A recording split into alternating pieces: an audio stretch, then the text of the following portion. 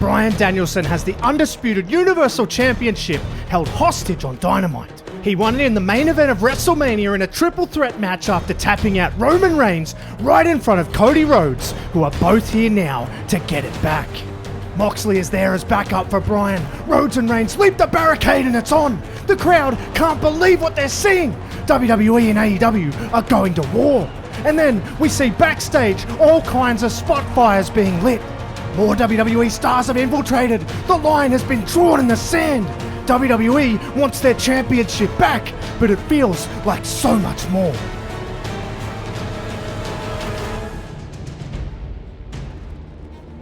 Words have gone back and forth. It's time to put a line in the sand. You don't think you're secondary? Prove it. You have something of ours, and we don't play well with others. All this talk of forbidden doors? Well, we just kicked it down. But the feed changes on the screen behind Triple H, and it's Tony Khan, and he has a message. Hunter, all you had to do was ask, and we would have opened the door. But AEW, we're a wrestling company, and we want to wrestle. So bring whoever you want to Dynamite and Collision, and I'll sanction any match. We also want to welcome you to our turf in 4 weeks' time at Forbidden Door. And we'll see if you can jump us when we know you're actually coming. But the real question, Hunter, is how do you fare when you don't know we're coming? Triple H realizes now that AEW have counterattacked, and now it's on all through the arena on Raw. AEW is firing back. All the stars are going toe-to-toe again. It's completely come apart. WWE kicked the door down, and now both companies are at war.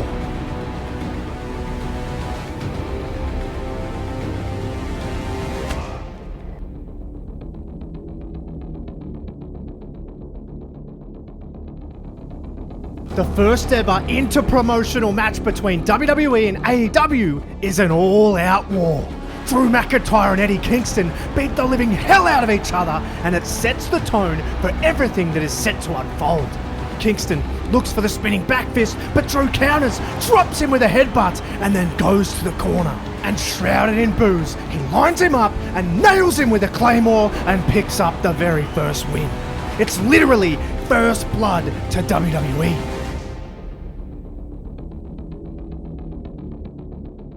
Not only are WWE and AEW going to war, but all the teams in college football are ready to go to war for the launch of the new season. And today, I've partnered up with DraftKings Sportsbook to bring you a great deal when you sign up as a new customer, where if you use my code MurfsYT13 and wager just $5, they will give you a whopping $200 in bonus bets instantly. It's like getting a big win with your very first wager with no questions asked. It's a no-brainer. So when you head to the website, you can wager on practically anything that's going to happen in the games, so you can use your own inside knowledge of the teams and the players to set yourself up to win big. And if sports betting isn't available in your state, don't even worry. You can still join in on all the fun with DraftKings Daily Fantasy, which is offered across all sports. So download the app, use code MurfsYT13 when you sign up as a new customer to unlock this offer before the action gets started. That's code MurfsYT13, and the link is in the description. But in the car park, it gets tense all over again. Because who should arrive but Cody Rhodes? And he wants to speak to Tony Khan. And he walks into his bus and sees Khan flanked by the Young Bucks, and Cody says, "Gentlemen, I don't think any of us expected this. I guess you can say we opened that forbidden door, huh?" And Matt says, "There's no more we, Cody. It's AEW versus WWE. Your boss said we're secondary. But who came in? Won the main event of WrestleMania, your own show, your own match, took your title, and finished the story." And Cody says, okay, loud and clear. I'm starting to remember just why I jumped ship. Cody leaves the bus, but as he steps off, he gets blindsided by Danielson, who says, "Yeah, I'm starting to remember why I jumped ship as well." Later that night, we get another rivalry emerge when MJF is standing in the ring and talking trash. I feel like I should be banging the drum for AEW. Saying this, saying that, WWE, right? Well, no. This is exactly what I knew would happen. I knew that I eventually would be on WWE television because, ladies and gentlemen, the bidding war of 2024 has just begun. So WWE, let's talk. And you can have a real world champion on the books, but you've got to pay me for it. Because not only am I better than you, but I'm also open for business. Burn it down! Seth Rollins gets in the ring, and this is a real meeting of the minds here, and Rollins says, well, if it isn't Mizwell Jackoff Fraudman. Do you really think you could hang in the WWE? Do you really think we need another dime a dozen low-hanging fruit loser like you? The only reason you seem to thrive here is because I'm not here. You'd get eaten alive in WWE, Max. It's just not for you, and that's okay. It's okay to be secondary. And that one hit too close to the bone, and the brawl is on! Seth Rollins, the former World Heavyweight Champion, is going toe-to-toe with current AEW Champion, MJF. And as they're brawling around, Seth is getting booed out of the building on enemy territory. It's then, though, we see MJF's friend, I guess you could say, Adam Cole. He hits the ring, and now it's 2-on-1, and they beat away on Rollins until someone Adam Cole has a long history with sprints out. It's Johnny Wrestling, Johnny Gargano. He evens the numbers, and Cole and MJF dip out of the ring. Old and new rivalries are rearing their heads, but there is so much more action to come, including on the next episode of SmackDown, where we see another inter-promotional match, and it's The Miz versus Orange Cassidy. And the crowd loves this one. The clash of styles makes for a super entertaining match. Orange is in control, and he's laying in the heavy leather. The Miz is having none of it. He locks in Cassidy for the skull-crushing finale, but he reverses. He slips out, he jacks the jaw of The Miz, and it's Cassidy who picks up the win on enemy territory this time. AEW have fired back. But speaking of firing back, in the car park, it's time for Judgment Day to do the same. Dominic Mysterio and World Champion Damian Priest have Buddy Matthews down and surrounded. But before they can do any more damage, Rhea Ripley yells out, "Leave him. He's had enough. We've sent the message. Now we wait for their answer." But they don't have to wait long, because the lights go out. And when they come back on, Malachi Black and Brody King are standing over Matthews, and Black says, "He has had enough. And we have received your message." And our answer is, challenge accepted. Dynamite, next week. Judgment Day versus the House of Black. There's one problem. There's 3 of us, and there's 2 of you. But as he says that, Rhea steps up and says, "There's 3 of us." Rhea wants in the match. It seems crazy, but Rhea is a different beast. It's gonna be a 6-person tag match on Dynamite for the ages. But the challengers don't stop there, because there is a group that wants to have a big part in this war. Everybody knows why we're here, so I want to keep this short and sweet. We're looking for a fight at Forbidden Door, and it's a fight that I know the world has been waiting for, and you know damn well who you are. So come on out.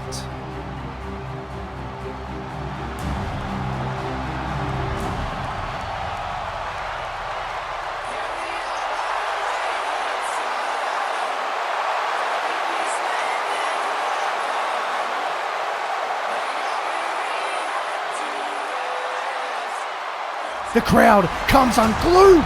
It's going to be AJ Styles versus Kenny Omega at Forbidden Door. But what about Gallows and Anderson? Well, while AJ is distracted, they get dragged out of the ring by the Young Bucks, and the fight is on. AJ, watching this all unfold, gets taken out from behind by Omega. This was a calculated attack, and he gets laid out with a one-winged angel. And then the Bucks can go to work, and they use weapons to fully eliminate Gallows and Anderson from the equation. They finish them off with dueling super kicks, and the job is done. Anderson and Gallows are left injured, and it leaves Styles to fight alone. But it also leaves the Elite on top, on enemy territory. But when we head back to their turf at Collision, even more chaos erupts in a massive way, because a pipe bomb is about to be dropped.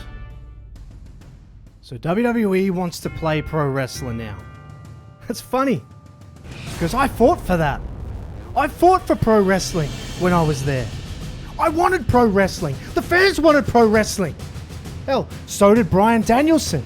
And he went back, he took pro wrestling with him, and he brought back their championship. Sounds familiar. And now look at us. Not much has changed. We're still fighting the machine. I did everything I could. The fact is, I quit sports entertainment when I left that place, and I returned to pro wrestling when I signed here. And I'll be damned if I'm going to let some sports entertainment frauds come in here and walk on our turf. There is no one real in that place. They're all a product of a machine. They're all pure frauds.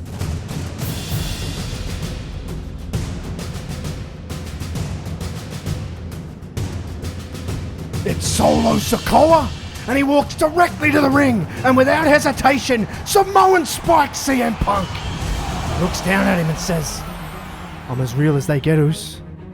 Fight me at Forbidden Door, and let's find out who's an entertainer." Sakoa lays down the challenge, and he walks off up the ramp, but as he gets to the top, he's met by FTR. Solo Sakoa doesn't seem fazed, and we find out why. It's the Usos! They drop FTR and they say, "You're looking at the best tag team in the world. It's not paranoia. We want you at Forbidden Door as well. Round up CM Punk and let's do it." The Usos want a 6-man tag team match. The brothers are reunited after the whole Bloodline saga, and this leaves the crowd stunned. This is stacking up to be an absolute dream card at Forbidden Door. But the dream matches continue later that night as Asuka faces Jade Cargill in a super physical battle. And with personal and company pride on the line, they bring the heat. Cargill looks for Jaded, but Asuka rolls her through, manages to take her back and cinch in the Asuka lock. And Jade is now in trouble, and the crowd lifts. They're getting behind her. They want AEW on top. They don't want to see another WWE superstar come in and win on their turf. And she hears them. She fights out, she breaks the hold, she gets some separation and lands a massive kick to the side of Asuka's head. She picks her up and she does hit the Jaded for the huge upset win. It's a massive momentum boost for AEW and the crowd eats it up. It's a massive moment. And there is another one that comes later in the night when a huge confrontation goes down and sets up another blockbuster match for the future. All those years ago I was brought in as seasoning for the NXT brand. Seasoning. A guy who can make the younger guys look good. A good hand. You know what I did with that hand? I balled it up and I punched a whole lot of fools in the face. And I took over WWE. And quite frankly, I kind of want to do it again. So since people are calling their shots, people are picking fights, I want to do the same. I want to see if someone can come down here and do what they just did to Phil, to me.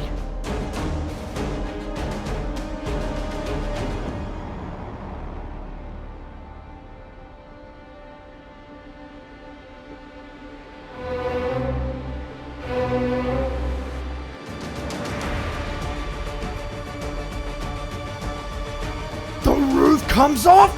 The ring general is in the building. He walks straight up and gets in the face of Samoa Joe, but there is no physicality, just a stare down. And Gunther says, "I don't even want to wait for Forbidden Door. I'll be back here next week."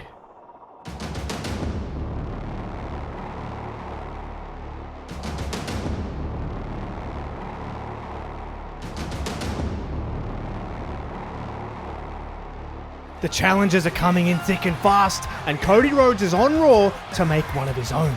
And he says, "So everyone's drawing the line in the sand. Everyone is declaring their hand for Forbidden Door, and I'm here to do the same. But first, a little backstory. I went to WrestleMania Hollywood to finish the story. I failed.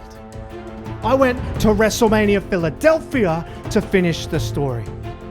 I failed. And it was Bryan Danielson who took my American dream away from me. So we're better, right? We're better to finish the story than at Forbidden Door. We're better to finish the story than in a company where my story took its most important turn. So Bryan Danielson, I don't even need to say it, but I officially challenge you. But right as he's about to finish, he gets blindsided by Bryan, who knocks him down with the very title that he wants to challenge for. And they start brawling, and they brawl all the way off out into the arena. But before we know it, infiltrating with Bryan is the rest of the Blackpool Combat Club.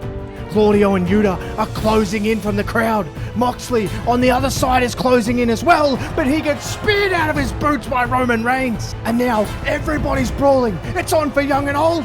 But what's even more crazy is now the Brawling Brutes are even getting involved.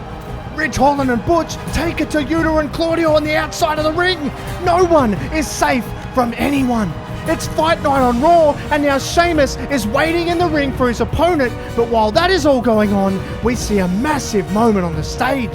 As Roman and Moxley are fighting, Roman gets blindsided by MJF. The AEW World's Heavyweight Champion knocks him out with the Dynamite Diamond Ring. He's waited until the perfect moment to get a cheap shot on Roman Reigns, and the crowd hates this. But the mood quickly changes. Seth Rollins runs out and MJF backs off, but before he can leave, Rollins makes a challenge of his own. Max, listen, you want to talk about a real world champion in WWE? You think you can hang, right? Well, how about we find out? How about you put your money where that big mouth is? Put that title on the line and I'll bring it here so it has a real waist to go around.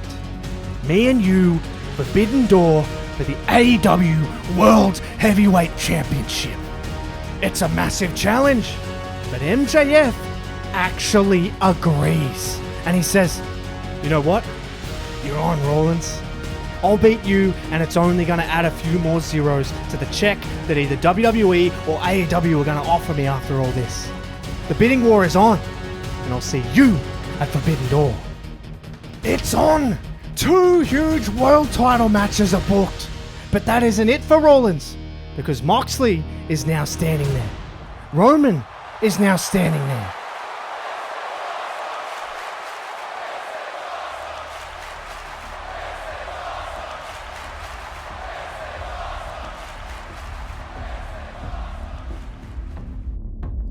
But it doesn't last long. Roman and Moxley just keep fighting anyway. They fight all the way off into the backstage area and out of sight. And that one is shaping up to be a monster match for Forbidden Door as well.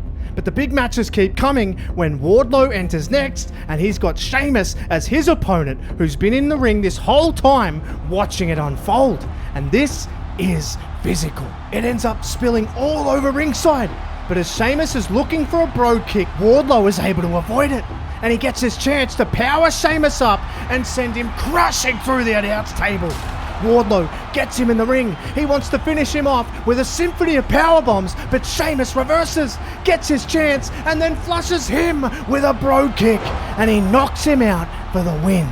It's been so even in all of these contests. It's hard to pick who has the momentum right now. But the train has to roll on, and it rolls directly into Dynamite with another massive match with 2 of the most dominant factions of their companies set to do battle. It's the House of Black versus Judgment Day. And with the huge variable of Rhea Ripley being in the match, it's incredibly interesting. The action is as insane as you'd expect. They all bring it. But when it all comes down to the crunch, we end up with a fascinating scenario. Tags are made. The members tagged in are Buddy Matthews, and for the first time in the match, Rhea Ripley.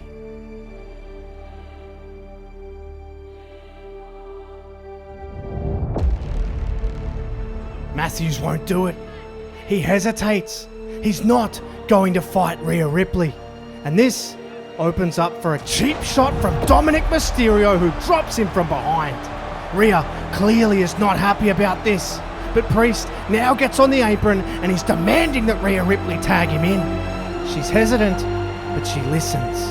And she can only watch on as Dominic and Priest combine to put Buddy and the House of Black away.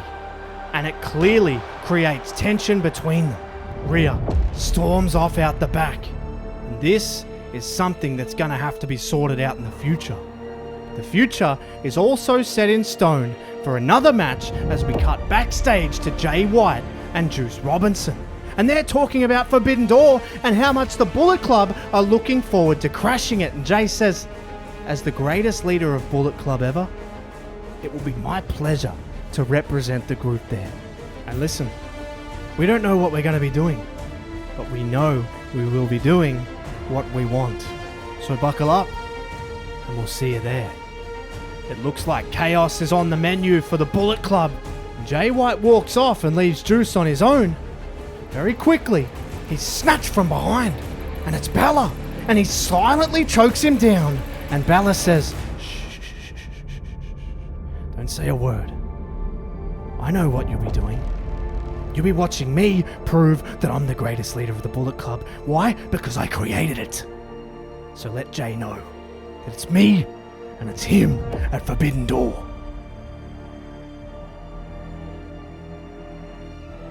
Balor lets him go, but the message is sent loud and clear. Another blockbuster match is set, and two more blockbuster matches take place on SmackDown, with the first being the Street Profits taking on the Acclaimed. And even the WWE crowd loves the Acclaimed because, well, everyone loves the Acclaimed. And they tear the house down with Montez Ford and Angelo Dawkins, two of the most charismatic and spectacular teams in the industry. It ends in a spectacular way. Bowens drops Montez and Caster goes up looking for the mic drop, but as he leaps off, he gets caught out of midair by Angelo. He lifts him up and slams him down. Montez manages to get to his feet and then to the top rope. Angelo watches as he flies off for a frog splash, but then he leaps out and takes out Bowens on the outside. The Street Profits take the scissors and cut up the Acclaimed's chances of gaining momentum for AEW. Ford and Dawkins then have a brief encounter on their way out of the arena with a tag team legend who's come out to check on his boys. But they don't come to blows. They only show respect, and they let him pass. They walk off up the ramp, and then they're met by Bobby Lashley, and he's up next for another massive match. And his opponent is none other than Keith Lee. Lee comes out and the two Goliaths do battle. They try and match each other with power. The two immovable objects just colliding. And it's a short and sharp match because of the knockout power that they both possess. But it's Lashley that is actually trying to lock in a submission via the Hurt Lock. But he can't do it. Keith Lee is able to power out, and while we've seen this before, these battles previously were dominated and won by Lashley, but this time, Lee bounces him off, smashes him with a pounce. Bobby Lashley doesn't even know where he is. He gets picked up and hammered with a spirit bomb. But Keith Lee isn't done. He picks him up again, and then nails the Big Bang Catastrophe for the win. It's another very even night for AEW and WWE. Barely anything to split the two companies.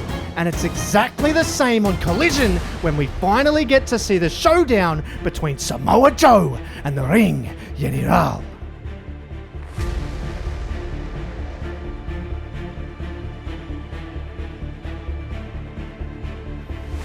This is what it's all about. The epitome of competition that sums up the sheer ferocity that both companies are competing against each other with. They bring the most physical match we've seen so far. They completely obliterate each other. The fans on Collision are eating it up. Gunther tries a lariat, but he only draws a 2, and it also draws a lot of frustration. Joe tries the coquina clutch, but Gunther is able to power out of that, and it all boils down to an absolutely brutal trade-off of strikes. The whole crowd is standing. They're baying for blood. The chants of fight forever echo through the building. It's a battle of attrition, and Joe gets him over to the corner, and neither man has anything left in the tank, but Joe has one more move, and it's time for the Muscle Buster. and Joe nails it and covers him.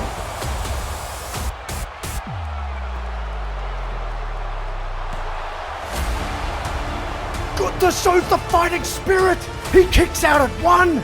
Joe can't believe it, but he also can't hang around. He starts laying into Gunther, but nothing. Gunther just gives it all back, and he backs Joe up into the corner with shots. Joe has given everything, but Gunther not quite yet. Gunther loads him up and power bombs him all the way from the top. Gunther wins it. A complete war. It's the most honourable of all the bouts so far, and Gunther celebrates. But then he's joined in the ring by Samoa Joe, who doesn't even need to say anything. The respect is there, and he gives him the ring. Gunther wins the toughest match of his career. And two other men who have given each other the same type of match in their careers are then interviewed side by side via satellite, and it's very straightforward. And Adam Cole speaks first and says, "Just when I thought I was clear, just when I thought I was free from that moniker of the NXT guy, another NXT guy comes through. It's Johnny Wrestling. And Johnny, listen, I love you. I really do. We went to war, we went to battle, we had some of the best matches in the history of that company, main roster or not. And now, it's been made official that we're going to go around one more time at Forbidden Door, and I can't wait, because this will be the moment that I can prove that once and for all, Johnny Wrestling was never, nor will ever be, as good as Adam Cole, baby. And that will be undisputed." And Johnny replies, "I love you too, Adam. There's a lot of respect there, but there's also a lot of lies that you're telling yourself. Better than me? That's some nice revisionist history, Adam. Look, hey, listen, I don't have anything else to say. I'll do what I usually do and do all my talking in the ring, because sometimes it's best to just do it yourself. I'll see you at Forbidden Door." Another in-ring classic added to Forbidden Door. It's shaping up to be one of the biggest cards in the history of professional wrestling. But the in-ring classics aren't just reserved for Forbidden Door.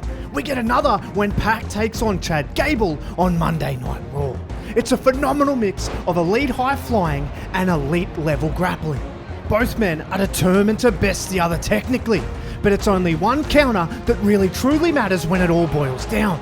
Pac is on the top rope looking for the Black Arrow. He leaps off, but as he lands, Gable catches him and using his Olympic-level grappling, muscles him into position and nails him with a picture-perfect German suplex. But that isn't it. He picks him up, runs him straight into the corner, and he wants Chaos Theory, but Pac magically flips out of that. He hits a Poison Rana, and now he goes to the top again, and Gable is in trouble.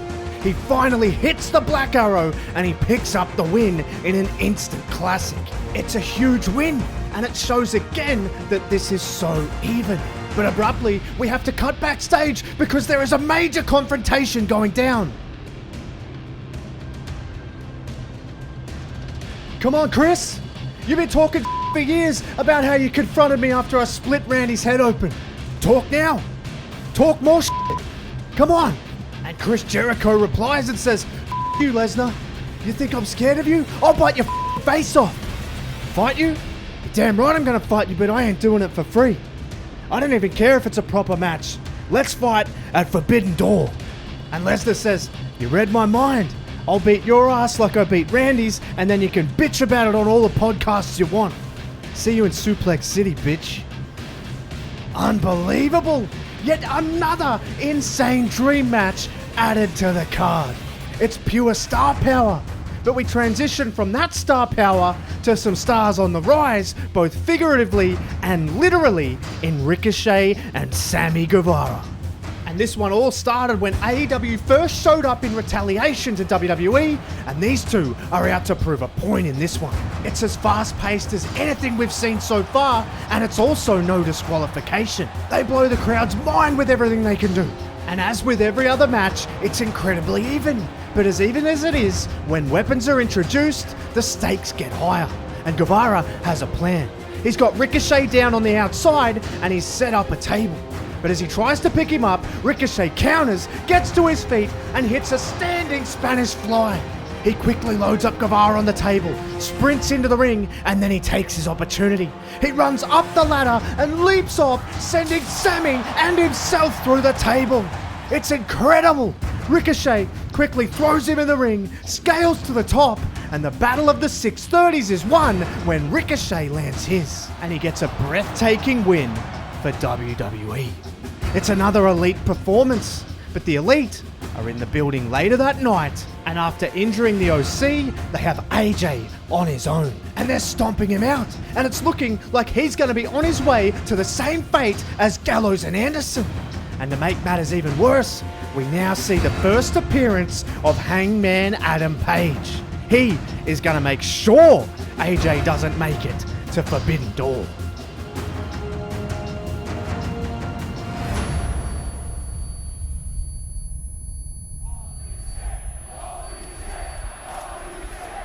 And Orton looks down and says, I'm going to kill this little legend before it even begins.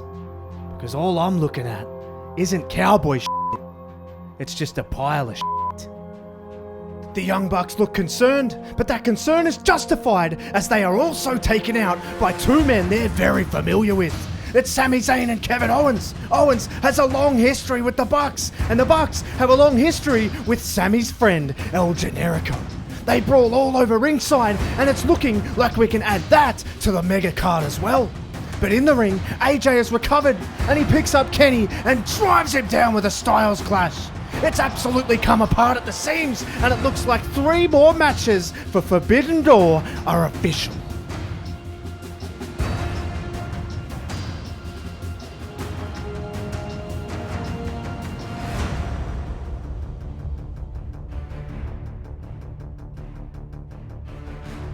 Well, if it isn't my little friend Ray, the ultimate deadbeat dad.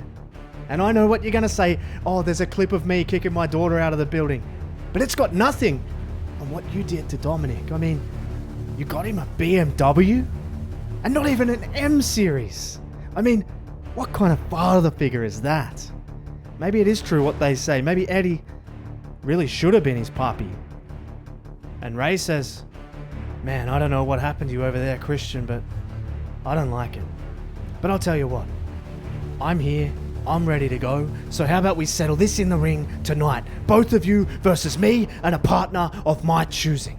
And Christian cuts him off and says, ooh, the LWO. Another Eddie ripoff. Fantastic, Ray. We'll see you out there, little man. That match goes down later in the night, but before we get to finding out who Ray's partner is, we have a very special women's showcase match between Charlotte Flair and Chris Statlander, which delivers on all levels as well. 2 of the most natural athletes in both companies, but it's Flair who, despite the best efforts of Chris Statlander, is able to get the win as she scraps out a natural selection, followed by a figure 8 to put her away. But quickly after the match ends, we see Saraya come out, and she says, well, it's been a while since I've been on this show. And even though I'm injured right now and I can't fight, my girls can. And we've already sent a message. We then see Toni Storm and Ruby Soho, who have Dakota Kai and Io Sky in their clutches. And we cut backstage, and we also see that Bayley is down. Saraya then says, we wanted to make our own mark on this war. And I think we've successfully done that. So consider this It's Shida, the AEW Women's Champion. But she isn't here to make the situation worse for Damage Control. She actually confronts Saraya and says that the outcasts need to let them go. She's right in her face. And surprisingly, Saraya actually gives them the orders to let them go. Toni Storm and Ruby Soho back away, along with their leader. There was a method to this madness for Shida, because she has a challenge of her own. Someone she has immense respect for.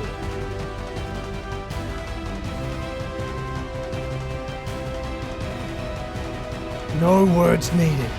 champion versus champion at Forbidden Door. It's a surreal moment and a true show of respect from Shida to Sky. But someone who isn't feeling the respect backstage is Bayley, and she is going off on a tirade. I'm not even going to think about dealing with those losers, the outcasts. My girls can handle their own, even with that Shida challenge. But speaking of challenges, I'm making one of my own. An open challenge. And I want a real challenge. So Tony Khan, Hunter, make it happen. Find whoever you want. I'll be waiting at Forbidden Door. Bayley with the open challenge, but we're going to have to wait and find out who it will be. But we don't have to wait any longer to find out who will be teaming with Rey Mysterio, because Christian and Luchasaurus are at ringside and Rey is waiting in the ring. You think you know me? Of course it is! It's the rated R superstar Edge, who's here to team with Rey Mysterio against his longtime best friend and tag team partner. And the match is full of passion and history, but it's also full of Luchasaurus domination. He's right on top of Rey Mysterio, but that's actually where things go wrong, because Christian is now getting an ego, and he's on the apron screaming to be tagged in. It's incredibly disrespectful, and it continues a real trend of disrespect towards Luchasaurus from Christian, and he gets his way. He gets tagged in, but he continues to stare him down.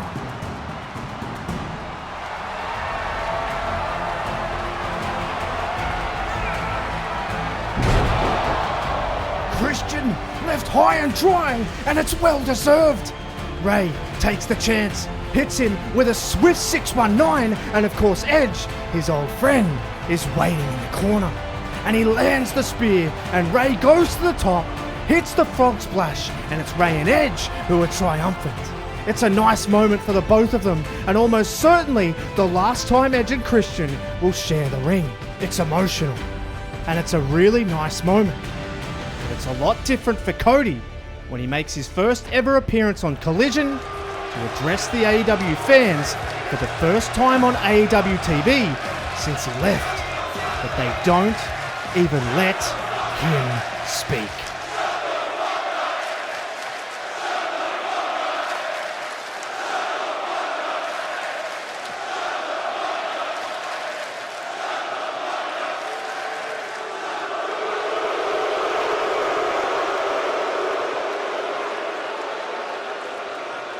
After a chorus of boos, Bryan saunters out and he just walks into the ring and says, "You thought you'd just walk right back in here a hero, didn't you? You are that egotistical that you thought you'd get cheered, just like you thought would happen when you actually worked here. You're delusional. You only know what exists inside the little Cody bubble. You don't know anything about hard times. I mean real hard times. I had to retire. I had to walk away from this. All you did was walk out of here and into more money. You've been spoon-fed the whole time and you still couldn't cut it. Your story isn't about this title. It's about feeling like you belong, but you never will because you'll always just be Dusty's kid. And yet, you thought you could come back a hero. Well, you can build a house, Cody, but it doesn't mean it's your home. So I'll see you at Forbidden Door, but I will finish your story the way it should be finished, and that is in a pile of your own blood." Bryan and the AEW crowd are firmly in the head of Cody. He wants to finish the story and win the championship that his father never could. Not only to do it for personal reasons, but now he's trying to do it for his true home, for the WWE. And after a brilliant win on the flagship show of WWE for Becky Lynch and Bianca Belair, who managed to hit dueling finishes on Britt Baker and Jamie Hayter to get revenge for the attack when AEW first invaded, we see someone who never truly believed WWE was his home.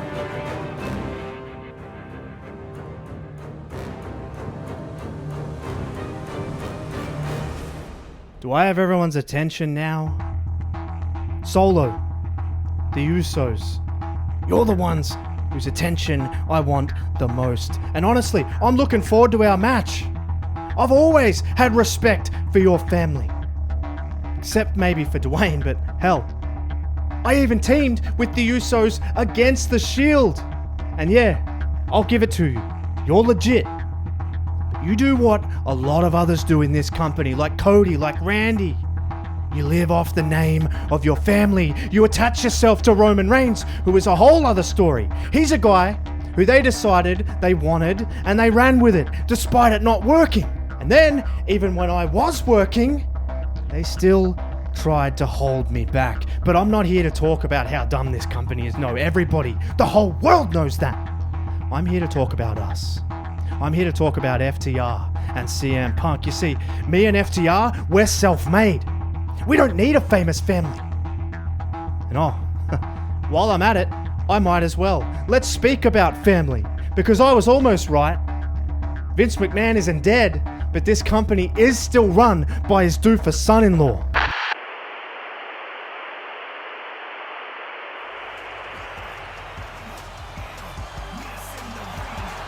And while Punk was censored by WWE, there is zero censoring and also zero fear when Penta and Phoenix come to the ring for another tantalizing match. But with who? Well, it's none other than the New Day. Woods and Kofi come down, and these two world-class teams put on a hell of a show. Rey Fenix is absolutely on fire. He's flying all over the place. But Kofi retaliates. He can fly too, and he is effective as well. But ultimately, Woods, looking for the honor roll, comes out of the corner and gets caught by a Phoenix hook kick. And it's time. Phoenix knocks Kofi off the apron, and then Woods is in the corner. The Lucha Bros take their chance. They wipe out Woods, and they pick up the win. And this close to Forbidden Door, it's vital for AEW to keep their momentum against the WWE. But it's not all heated rivalries that we see. There is some friends who are reunited. We see Swerve, Top Dollar, Ashanti the Adonis, and B-Fab happily chopping it up backstage. It's a rare calming moment in an otherwise fiery and aggressive time for both companies. But that fire and that aggression comes out in full when the Japanese living legend faces a potential Japanese legend in a classic strong style match which has rarely, if ever, been seen on WWE programming. They lay into each other. They test each other's will, take each other to the limit. And even though Takeshita is the younger and arguably more hungry competitor, he is worn down by the veteran. He continually delivers brutal lariats, clutching at Takeshita's wrist, pulling him back up just to knock him back down. Takeshita is on his last legs. He's completely done. And Nakamura is going to finish him off with a Kinshasa. But before he can, the deviant mentor of Takeshita, Don Callis, grabs Nakamura's foot. He distracts him, and he's arguing with Nakamura, opening the door for Konosuke to recover. He takes his chance. He drops Nakamura, and he wins the match. It's no way to treat a legend. Someone Takeshita would have looked up to, but under the influence of Don Callis, this was always bound to happen. It's a very sour note to end such a wonderful physical battle. But it's not the only sour note of the night. As we cut backstage and see Darby Allen, who is down, he looks like he's been absolutely beaten to within an inch of his life. He's barely moving, and everyone is wondering what on earth happened, including one man who demands answers. I don't know who you are, but I know damn well you can hear me. Show yourself. I'm not a hard man to find. I want answers. I'm gonna walk through the forbidden door, and I want you to do the same. Whoever you are, come and find me. And then, it's showtime.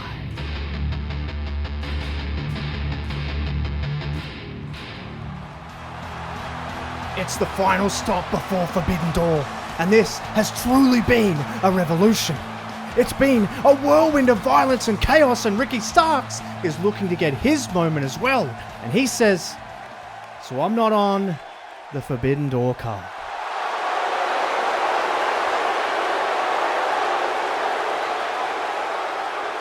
I know. But that doesn't mean Ricky Starks can't still make an impact. That doesn't mean my star won't shine brighter than anyone else in WWE or AEW for that matter.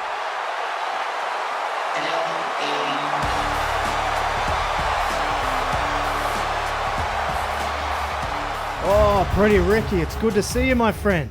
But I overheard you say your star is shining brighter than the rest. The only thing that's shining bright right now is that reflection off your forehead. Now let me tell you another thing. Your song says the revolution is televised. But how about we televise a match between Ricky Starks and the true megastar with everybody saying... It's on! Ricky Starks and LA Knight have an impromptu match to bring us home before the monstrous pay-per-view. And this one has the crowd white hot. Two of easily the most charismatic and entertaining performers in the world. It's such a fitting way to lead into the biggest card in wrestling history. But before we can even settle in and get a winner, the whole show completely falls apart. It's all over the arena. It's in the crowd, it's ringside, it's backstage, the car park, everywhere. There's spot fires and brawls, just like it all started.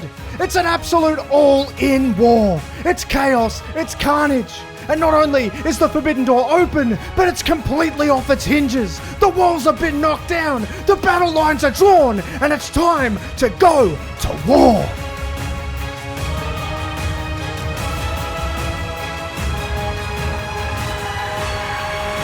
Forbidden Door is finally here, but first on the pre-show we see a special WWE vs AEW Battle Royal, and we are down to two. It's Miro and Riddle, and they don't hold back. They trade off, and Riddle picks up Miro looking for a bro to sleep, but Miro escapes. He's too heavy, and he finds an opening. He bodies him over the top rope with a shoulder and sends him flying to win it for AEW. And it's the perfect start for the Elite.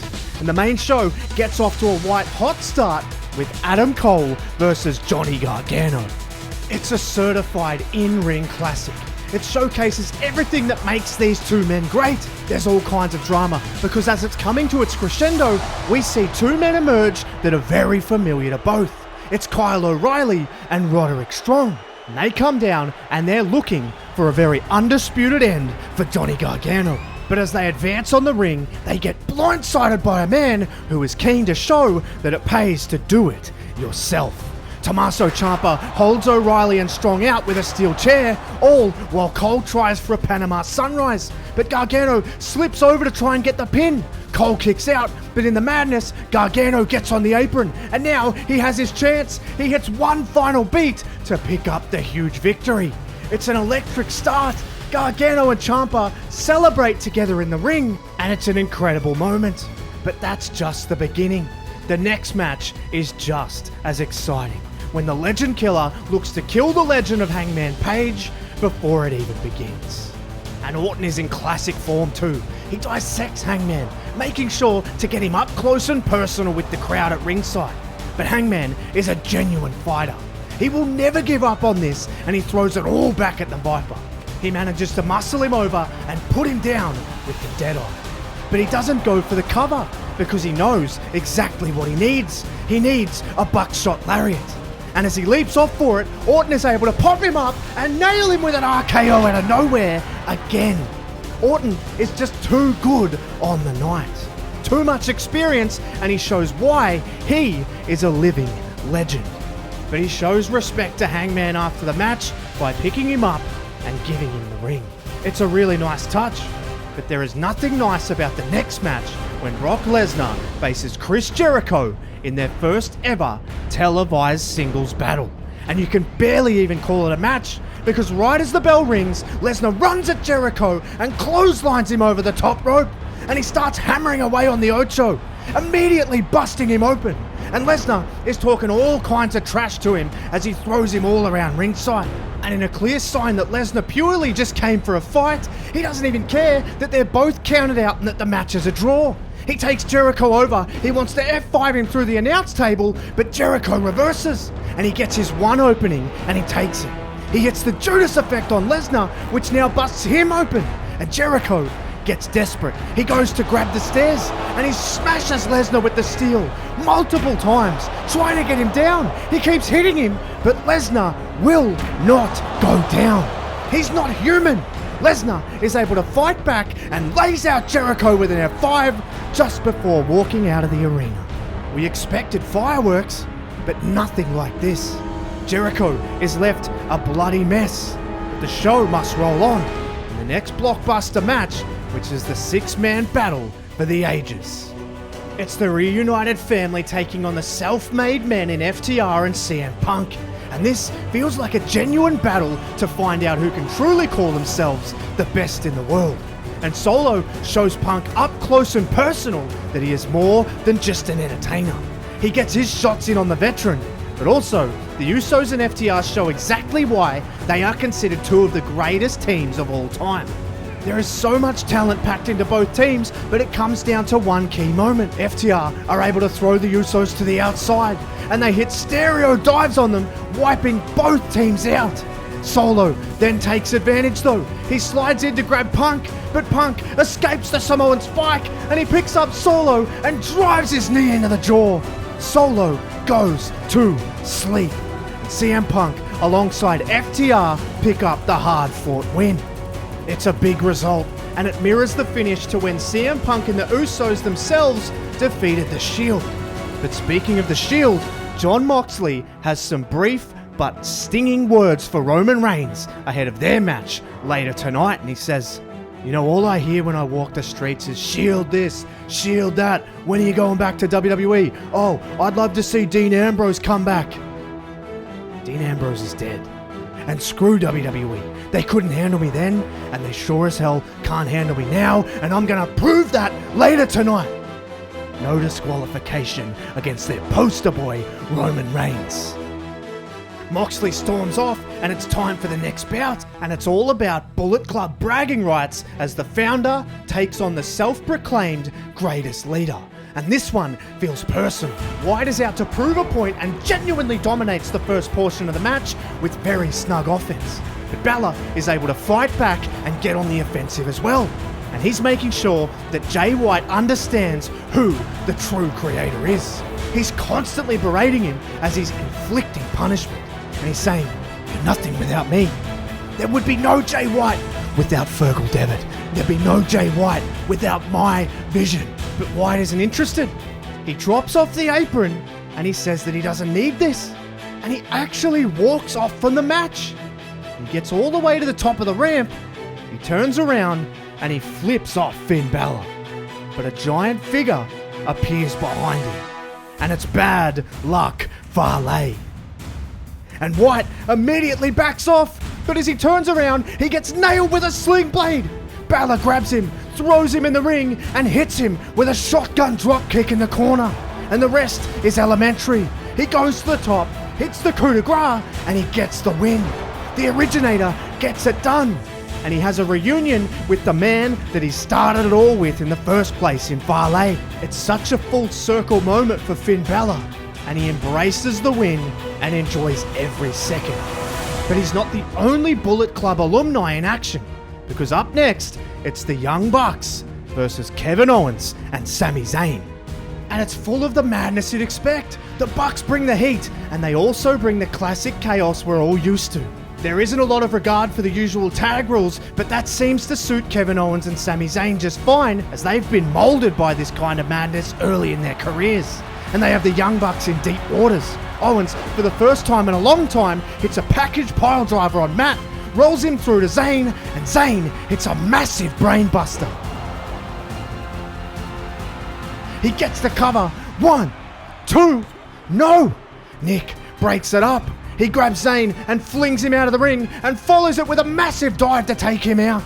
In the ring though, Owens looking for a stunner, but Matt counters and he nails him with a super kick. Nick is able to get back in the ring now, and they give Owens more bang for his buck. And the Young Bucks get a huge win for the company they helped start. It gets AEW back on track after a couple of losses in a row. But one man who isn't lost is Sting. He knows exactly where he's going, and it's to the ring to call out whoever it was that attacked Darby Allen. Well, I walked through the forbidden door, just like I said I would. And guess what that means? It's showtime. So come on out. Face me like a man.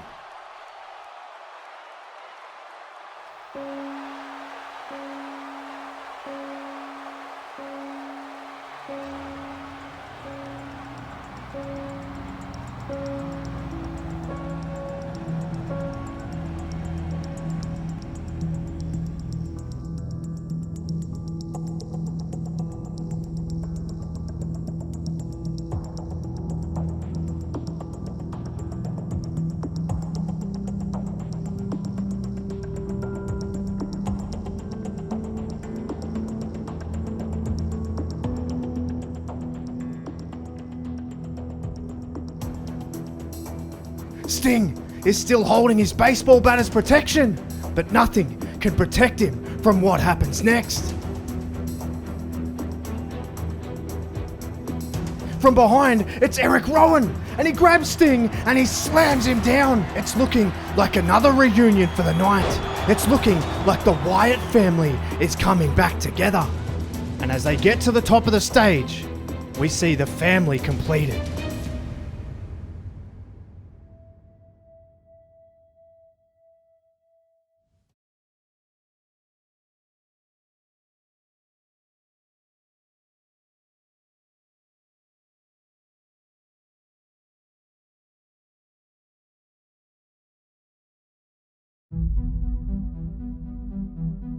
But the stage is then set for the next massive match, and it's Hikaru Shida taking on Io Sky in a battle of pure respect.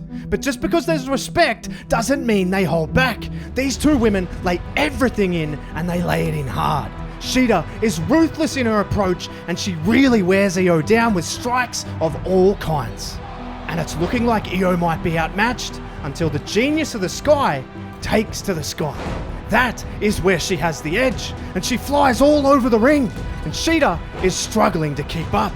Sky has her where she wants her. She leaps off for her famous moonsault, but as she lands, she gets caught in the triangle by Shida. It's brilliant. Shida has it cinched in tight, but Io refuses to tap. But Shida knows she has her, so she lets her go and picks her up. She wants to do the deal and hit the Falcon Arrow. She lifts her up, but no! Io counters and puts Shida down. And now, she can go to the top again. She leaps off and lands the moonsault to finally pick up the victory. It brings the house down. What a contest! A battle of two honourable champions. And Shida and Io each show each other a lot of respect after the match.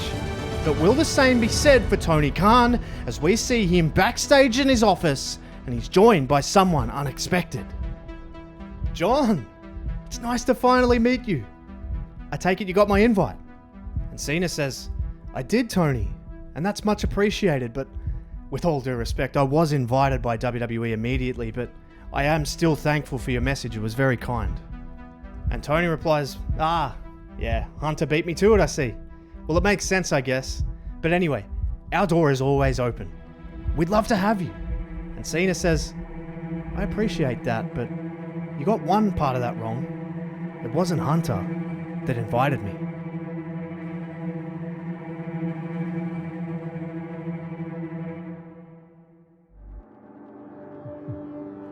I'll leave you two alone, shall I? Cena leaves and Vince says, it's nice to finally meet you, Tony. Congratulations on all of your success. Long may it continue. Just don't WCW.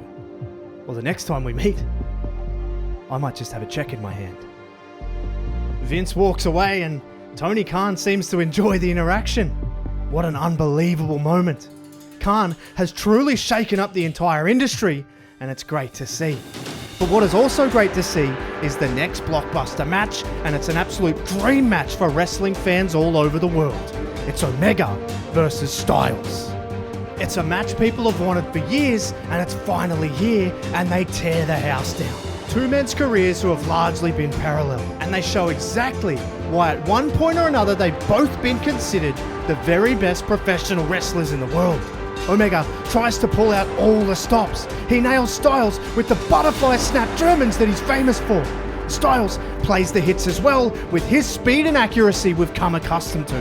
And the accuracy is what he's looking for when he goes to the apron in search of a phenomenal forearm.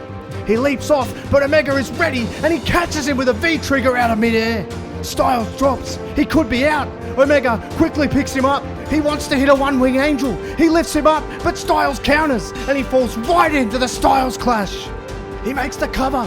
1, 2, no! Omega somehow kicks out. Styles cannot believe it. He's beside himself. So he goes to the top. Surely he's not thinking spiral tap. He is. He jumps off, but Omega counters. This isn't good. Styles risked it all and come up short. V-trigger to the face. And another. And another. And then one more for the road. Styles is barely moving. Omega lifts him up for the one-winged angel. And he wins the dream match. What a war. What a moment. Styles risked it all and came up short. But the ovation both men get after the match makes you feel like it was really the fans who won.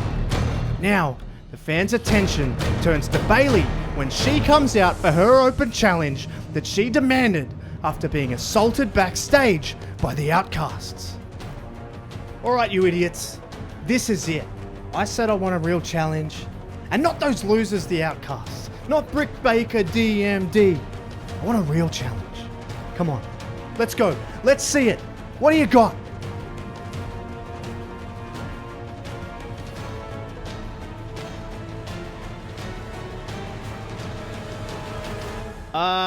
Ding dong. Hello? Is anyone there? See, I knew it. I knew this wasn't happening. I knew that no one in AEW, or even WWE for that matter, has what it takes to...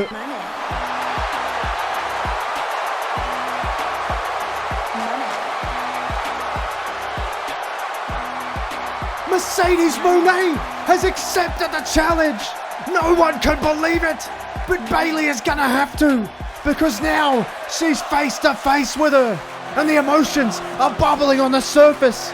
You can tell what this means for both women, but they need to keep it in check as the match gets underway and they deliver once again, just like they always have.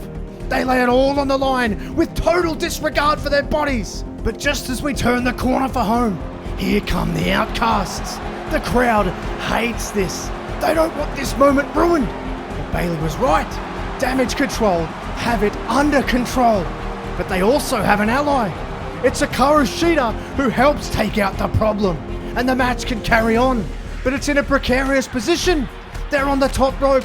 And just like their famous takeover match, only reversed, it's Moné that hits an avalanche poison runner on Bayley. She runs over, grabs Bayley, and spikes her. She makes the cover and wins. It's an extremely emotional ending. Moné is clearly moved by it, as is Bayley. And she makes sure she grabs Bayley to make her part of it as well.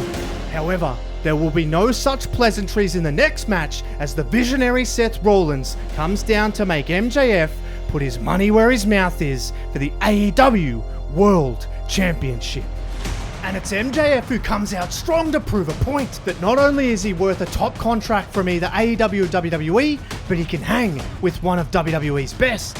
And with his title on the line, he will be willing to go to any lengths to do it. We're talking feet up on the ropes. He removes the turnbuckle and even uses that to his advantage. He's going to stop at nothing.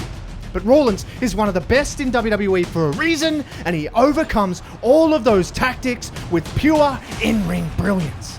He overwhelms MJF with his speed and his precision, but MJF still has another trick up his sleeve. He rolls to the outside, and under the ring, he grabs the ring. The same ring that took out Reigns, the same ring that he's used countless times. He gets in, but the referee sees it right away. MJF is caught red-handed and the referee takes it off him and puts it outside. But as he does that, MJF slips out of the ring and grabs a planted replica WWE World Championship, the very title Rollins once held, and he rocks him over the head with it. Is this a glimpse into the future? Rollins is out, but MJF puts him away promptly with a heat seeker. And that's exactly what he gets from the audience. And he retains the AEW World Championship. with the aid of the WWE World Championship. It's devious, but it's brilliant. MJF chalks up another victory for AEW, but in the midst of the bidding war of 2024, who knows what will be next for him. But we know what's next for us right away, because before the bell is even rung, we see Roman Reigns and Jon Moxley brawling backstage. They're trashing everything, and it's fitting given how this whole situation has evolved. They're fighting all the way through backstage, and then very aptly out into the crowd around the spot they used to enter together as the Shield. And they fight through the sea of humanity, and then into the ringside area, and eventually into the ring, where the bell actually finally rings and the match can start. But it means nothing. The fight continues to spill outside again. It's no DQ, so it's anything goes. And they completely tear ringside apart. It looks like a war zone. Roman knows Moxley well, but he doesn't know this Moxley. He's willing to go places Roman has never been. Moxley drags out barbed wire, and this is where it gets incredibly precarious. He brings Roman over near it. He wants to end it right here, but Roman fights. He knows that whoever touches that barbed wire is losing, and Roman manages then to lock in a guillotine, and Moxley is struggling to stay with it. He's fading. It's getting desperate. But just as he's about to go out, he finds something, and he lifts Roman up, and he plants him back first onto the barbed wire to break the hold. But he doesn't even stop there. He picks him up, and he drops him down with a paradigm shift onto the barbs. He gets the cover, and he wins it in brutal fashion. He shows that the Shield Ambrose is long gone, and that Jon Moxley is a different beast. He finishes that chapter with Roman Reigns. But we still have one more chapter to write. And it's where all of this all started, with Cody Rhodes trying to beat Bryan Danielson to finish the story.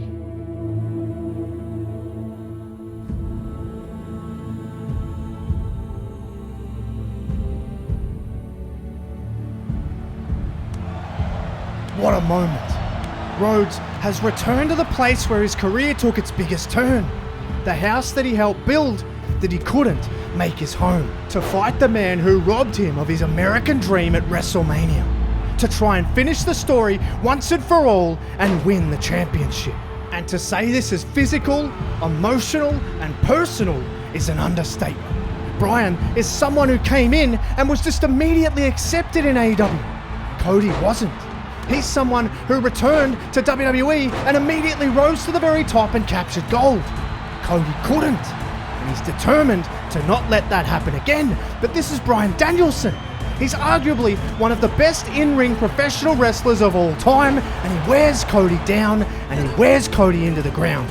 He quite simply just beats him up. He's almost toying with him. He's got Cody covered from a pure wrestling standpoint all over the mat. But what he doesn't account for is the pure heart that Rhodes has. It's not just about this battle. It's about the battle of the last 2 years to climb the mountain. And he gets back into it. He's fired up and he scales the ropes and catches Bryan with a huge Cody cutter. And it has to be this time. This has to be the moment. He tries for a crossroads, but Bryan brilliantly counters, and now Rhodes is in deep trouble. The LaBelle lock is in, and this is the worst nightmare for Rhodes. It's exactly how Bryan won the championship in Philadelphia. Cody has to fight with everything he has now. He can't afford to tap on his dreams.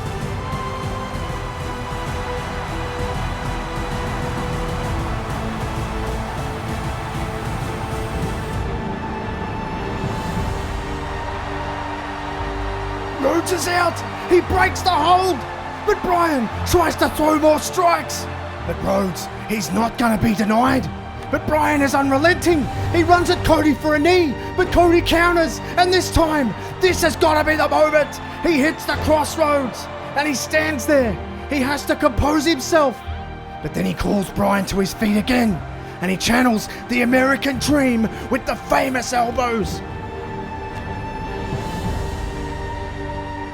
But Cody knows he needs to pull out one more crossroads, and he nails him with it, pins Bryan, and wins the championship he's chased for years. Cody Rhodes returns to the house he built, to take his title home. The AEW versus WWE saga concludes with wrestling fans all over the world being taken on this ride. And it shows that pro wrestling is the real winner, and it should always be used to bring people together rather than divide.